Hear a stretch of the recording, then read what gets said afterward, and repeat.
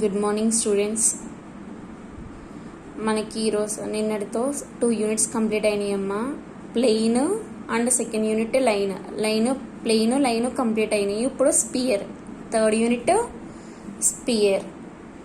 Spear అంటే set of points in space which are at a constant distance.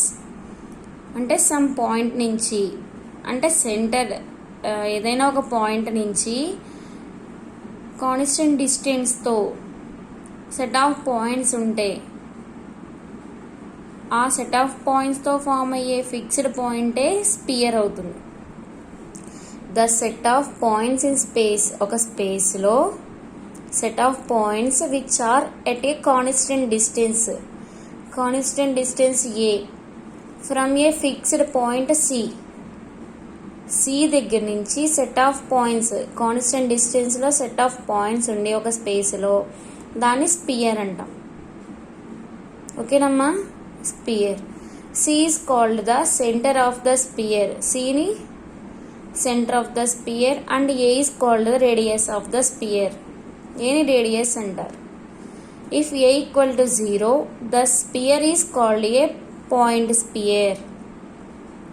Radius అనేది 0 ఉంటే, radius అనేది 0కి ఈక్వల్ అయితే ఆ స్పియర్ని ఏమంటారంట? Point sphere. ఓన్లీ సెంటర్ ఒకటే ఉంటుంది, only point sphere, a point sphere. Next, equation to the sphere with centre x1 y1 z1 and radius a is.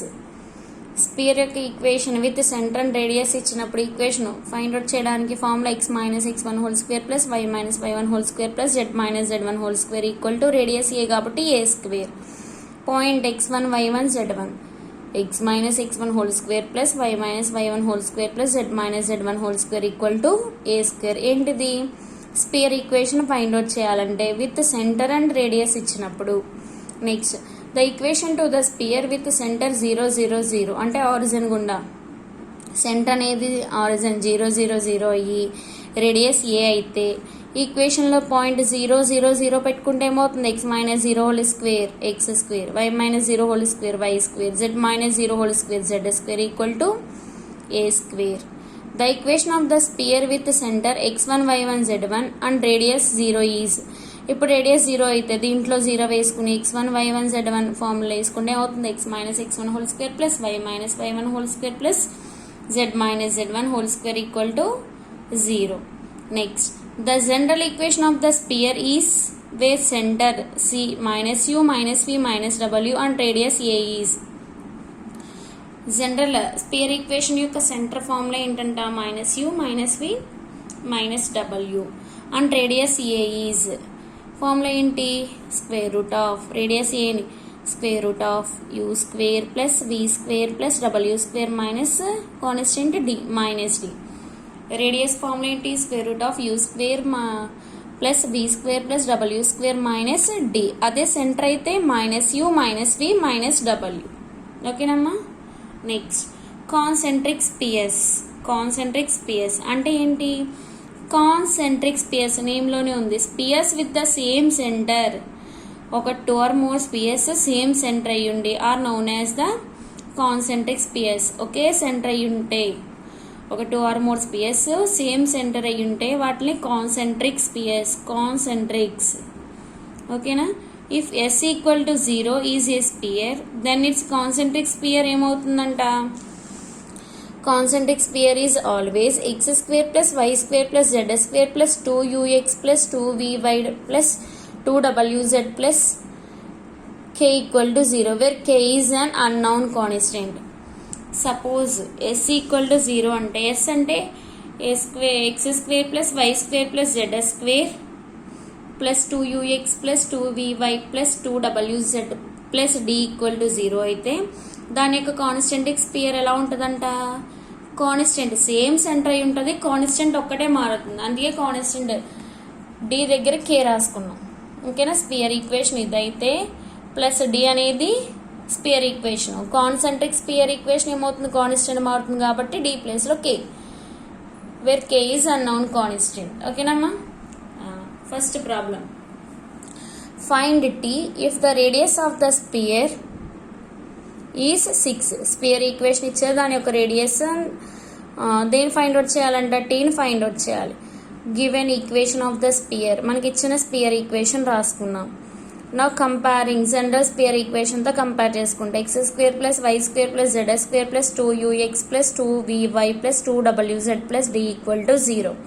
ఇది జనరల్ స్పియర్ ఈక్వేషన్. ఆ జనరల్ స్పియర్ ఈక్వేషన్తో కంపేర్ చేసుకుంటే ఏమవుతుంది, x యొక్క quotient 2u, y యొక్క quotient 2v, z యొక్క quotient 2w, d value constant term d అలా తీసుకుంటున్నాం. సెంటర్ ఏమవుతుంది, -u -v -w కదా general centre, general sphere equation యొక్క సెంటర్. ఇప్పుడు u అంటే 3 -u అంటే -3, -v అంటే 4, -w అంటే 0. సెంటర్ వచ్చింది. Radius a = u² + v² + w² - d. ఫార్ములాలో సబ్స్టిట్యూట్ చేసుకుంటే 25 + t వచ్చింది. బట్ రేడియస్ మనకి ఎంత ఇచ్చారు, 6. ఆ రేడియస్ 6కి ఈక్వల్ చేసుకుంటే ఆ స్క్వేరింగ్ అని బోత్ సైడ్ చేసుకుంటే 25 + t = 36. t = 36 - 25, t = 11. ఓకేనమ్మా. Next note, if ABCD are non coplanar అంటే 4 points non coplanar, then given points are passes through the sphere. ఆ 4 పాయింట్స్ కూడా ఒకే ప్లేన్ మీద లేకపోతే ఏంటంట, ఒక స్పియర్ గుండా పాస్ అవుతున్నట్టు. అదే 4 పాయింట్స్ కోప్లానర్ అయితే no sphere passing through the ABCD అంటే 4 పాయింట్స్ని గుండా ఆ 4 పాయింట్స్తోనూ స్పియర్ పాస్ అవుతుంది, ఆ 4 పాయింట్స్తోనూ స్పియర్ పాస్ అవ్వట్లేదు. అర్థమైందా రెండింటికి డిఫరెన్స్? కోప్లానర్ అయితే పాస్ అవ్వట్లేదు, నాన్ కోప్లానర్ అయితే పాస్ అవుతుంది. Next, find the equation of the sphere passing through the points అని చెప్పి 4 పాయింట్స్ ఇచ్చారు. మనకు కండిషన్ తెలుసు కదా, స్పియర్ పాస్ అవుతున్న ఈక్వేషన్. స్పియర్ పాస్ అవుతుందంటే అది నాన్ కోప్లానర్, అవునమ్మా. ఇప్పుడు ఈక్వేషన్ ఫైండ్ అవుట్ చేయాలి. మనకి జనరల్ ఈక్వేషన్ ఏంటి, spear equation x² + y² + z² + 2ux + 2vy + 2wz + d = 0. దాని ఈక్వేషన్ 1 అనుకుంటా. గివెన్ పాయింట్స్, ఓకేనమ్మా. మనకి ఇచ్చిన గివెన్ పాయింట్స్ 4 పాయింట్స్ రాసుకుంటాం. ఫస్ట్ పాయింట్ స్పియర్ గుండా పాస్ అవుతుంది, equation 1 passes through the point, equation 1 passes through the point, and equation 2 passes through the point, equation 3 passes through the point. అదే equation 1 passes through the point 1, equation 1 passes through the point 2, equation 1 passes through the third point, equation 1 passes through the fourth point. అలా 4 equations వచ్చినాయి u, v, w, dలో. ఇప్పుడు ఈ 4 ఈక్వేషన్స్ని solve చేసుకుంటే u, v, w values వస్తాయి కదమ్మా. ఆ 3 values తీసుకువెళ్ళి general sphere ఈక్వేషన్లో సబ్స్టిట్యూట్ చేస్తారు. ఎలా సబ్స్టిట్యూట్ చేయాలి, ఎలా సాల్వింగ్ చేసుకుంటాం, first second equation, third equation u, v, w, dలో డీని క్యాన్సిల్ చేసుకుని, next third equation, fourth equation u, v, wలో వచ్చినాయి. ఇప్పుడు ఈ 2 ఈక్వేషన్స్ నుంచి నెక్స్ట్ 4, 5ని కూడా 4 and 5ని 2, 3 ఒకసారి, 3, 4, 4, 5 డీల్ క్యాన్సిల్ అయిపోయి ఇంకా 3 ఈక్వేషన్స్ ఉన్నాయి u, v, wలో. ఇప్పుడు ఏం చేయాలి, ఆ 3 ఈక్వేషన్స్లో ఎనీ 2 ఈక్వేషన్ నుంచి ఒక వేరియబుల్ని క్యాన్సిల్ చేసుకుంటాం, యూని కానీ వీని కానీ డబ్ల్యూని కానీ. ఇక్కడ ఏం చేస్తాము, 6ని 7ని సాల్వ్ చేసుకుని డబ్ల్యూని క్యాన్సిల్ చేసుకున్నాం, u, vలో వచ్చింది.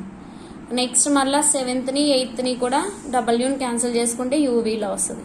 ఇప్పుడు వచ్చిన u, vలో ఉన్న 2 ఈక్వేషన్స్ సాల్వ్ చేసుకుంటే u, v వాల్యూస్ వచ్చినాయి. u, v తీసుకువెళ్ళి డబ్ల్యూలో వేసుకుంటే ఎనీ డబ్ల్యూ ఉన్న ఎనీ ఈక్వేషన్లో వేసుకుంటే u, v, w వాల్యూస్ వచ్చినాయి. u, v, w వాల్యూస్ తీసుకెళ్ళి మనకు వచ్చిన స్టార్టింగ్ 4 ఈక్వేషన్స్ వచ్చినాయి డీల్లో. ఆ 4th ఈక్వేషన్లో ఎనీ ఈక్వేషన్లో వేసుకున్న d వాల్యూ కూడా వస్తుంది. ఈ 4 పాయింట్స్ తీసుకెళ్ళి జనరల్ స్పియర్ ఈక్వేషన్లో సబ్స్టిట్యూట్ చేసుకుంటే equation of the sphere equation వచ్చింది. ఓకేనా అమ్మా. Next, is there a sphere passing through the points. Sphere pass అవుతుందా లేదో చెక్ చేయాలి. పాస్ అవుతుందా లేదా అంటే ఫస్ట్ అది కోప్లానర్ అవుతుందా లేదో చెక్ చేస్తాం. కోప్లానర్ అంటే సేమ్ ప్లేన్, ఒకే ప్లేన్ మీద ఉందో లేదో చెక్ చేసుకుంటాం. ఒకే ప్లేన్ మీద ఉండాలంటే condition x2 - x1 y2 - y1 z2 - z1 x3 - x1 y3 - y1 z3 - z1 x4 - x1 y4 - y1 z4 - z1. దీని వాల్యూ 0 అయితే కోప్లానర్, అంటే no sphere passes through A B C D. 4 points కూడా స్పియర్ పాస్ అవ్వట్లేదు అని రాసిస్తారు. అక్కడ ఈక్వల్ టు 0 వచ్చింది కాబట్టి 4 points కూడా స్పియర్ కూడా పాస్ అవ్వట్లేదు అని రాసి. ఓకేనా. Next, find the equation of the spear of radius 3 concentric with the sphere. ఇక్కడ ఏమన్నాడు, స్పియర్ ఈక్వేషన్ ఫైండ్ అవుట్ చేయాలి. ఆ స్పియర్ ఈక్వేషన్ యొక్క రేడియస్ 3 ఇచ్చాడు, ఆ స్పియర్ యొక్క కాన్సెంట్రిక్ స్పియర్ ఇచ్చాడు. అక్కడ మీరు అబ్జర్వ్ చేయండి అమ్మా, కాన్సెంట్రిక్ స్పియర్ ఎంతకి ఇచ్చారు,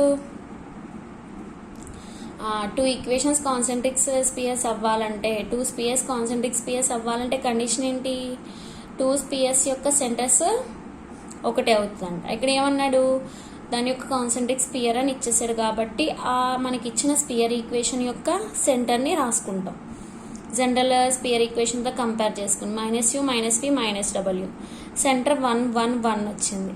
సెంటర్ ఉంది. నెక్స్ట్ రిక్వైర్డ్ స్పియర్ యొక్క రేడియస్ కూడా ఉంది. సెంటర్ రేడియస్ ఉంది కాబట్టి sphere equation x - x1 whole square plus y - y1 whole square plus z - z1 whole square equal to a square. ఓకేనమ్మా. Next, find the equation of the sphere concentric with the sphere and also passing through the C of the sphere. ఇక్కడ condition చూడండి, find the equation of the sphere. మనం sphere equation find out చేయాలి. Concentric with the sphere, దాని యొక్క concentric sphere and also passes through the C of the sphere. ఈ equation, ఈ sphere equation యొక్క సెంటర్తో మనకు కావాల్సిన స్పియర్ అనేది పాస్ అవుతున్నట్టుగా ఇచ్చాడు. ఓకేనమ్మా. ఫస్ట్ మనకు ఇచ్చింది ఏంటి, కాన్సెంట్రిక్ స్పియర్ అంటే మన రిక్వైర్డ్ స్పియర్ యొక్క సెంటరు, దీని యొక్క సెంటర్ ఈక్వల్ కదా. ఫస్ట్ దీని యొక్క సెంటర్ ఫైండ్ అవుట్ చేసుకుంటాం ఏ. ఓకేనా. అండ్ మళ్ళీ దీంతో పాస్ అవుతున్నట్టుగా ఇచ్చాడు కాబట్టి స్పియర్ యొక్క సెంటర్ కూడా ఫైండ్ అవుట్ చేసుకున్నాం. ఓకేనమ్మా. ఇప్పుడు ఏమవుతుంది, ఆ 2 స్పియర్స్ యొక్క సెంటర్ యొక్క డిస్టెన్స్ రేడియస్కి ఈక్వల్ అవుతుంది కదా, అవునా.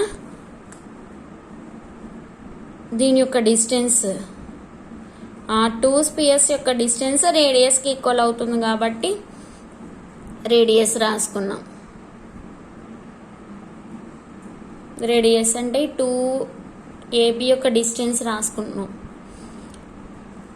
x2 - x1 whole square plus y2 - y1 whole square plus z2 - z1 whole square equal to, అంటే ఇది దేనికి, రేడియస్కి ఈక్వల్ అయింది, ఏకి ఈక్వల్ అయింది. రేడియస్ ఉంది, పాయింట్ ఉంది. ఇప్పుడు స్పియర్ ఈక్వేషన్ ఫైండ్ అవుట్ చేయొచ్చు కదా. x - x1 whole square plus y - y1 whole square plus z - z1 whole square equal to a square. ఆ ఫార్ములా సబ్స్టిట్యూట్ చేసుకుంటే మనకు కావాల్సిన కాన్సెంట్రిక్ స్పియర్ యొక్క స్పియర్ వచ్చింది. చూడండి అమ్మ, కాన్సెంట్రిక్ స్పియర్ 2 సేమ్ అయి ఉండాలి, కాన్స్టెంట్ ఒక్కటే డిఫరెంట్ అయి ఉండాలి. సేమ్ అలానే వచ్చింది. ఓకేనా. Next find the centre and radius of the sphere R. ఈ స్పియర్ యొక్క సెంటర్ రేడియస్ ఫైండ్ అవుట్ చేయాలి. జనరల్ స్పియర్ ఈక్వేషన్ నుంచి UVW రాసుకుంటాం. సెంటర్ రేడియస్ వచ్చింది. Find the centre and radius of the sphere R. ఆ స్పియర్ యొక్క centre radius find out చేయాలి. Sphere equation ఎలా ఉంటుంది, x square plus y square plus z square plus 2ux plus 2vy plus 2wz plus d కదా. అక్కడ x square coefficient 1 ఉండాలి, అక్కడ 2 ఉంది కాబట్టి టోటల్ టర్మ్ని 2తో డివైడ్ చేసుకుంటే వస్తుంది.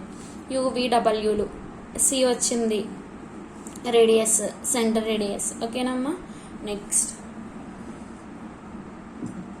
Find the centre and radius of the sphere. General sphere ఈక్వేషన్తో కంపేర్ చేసుకుని సెంటర్ రేడియస్ ఫైండ్ అవుట్ చేసుకుంటారు. Find the equation of the sphere passing through the points. Non coplanar ఇచ్చి 4 పాయింట్స్ అని ఇచ్చారు. అంటే ఈ 4 పాయింట్స్ గుండా పాస్ అవుతున్న స్పియర్ ఈక్వేషన్ ఫైండ్ అవుట్ చేయాలి.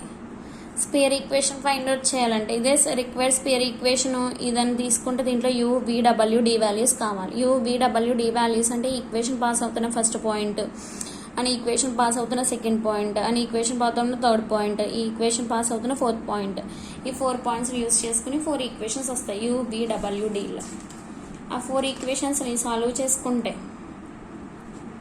మనకి ఇక్కడ చూడండి అమ్మా, ఫస్ట్ పాయింట్ని పాస్ అవుతున్నట్టుగా తీసుకుంటే డి టర్మ్ అనేది వచ్చింది 0 వచ్చింది, మిగిలిన వాల్యూస్ అన్ని ఆల్సన్ కాబట్టి డి ఈక్వల్ టు 0. ఆ డి ఈక్వల్ టు 0 దీని రిమైనింగ్ పాయింట్స్లో వేసేసుకుంటే యూవీడబ్ల్యూలో వాల్యూస్ వస్తాయి. ఓకేనా?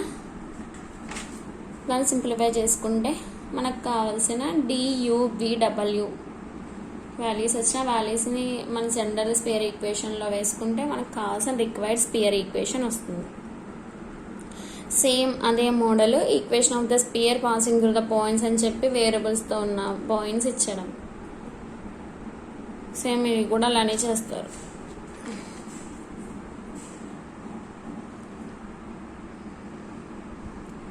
చేయండి అమ్మా. Thank you all of you.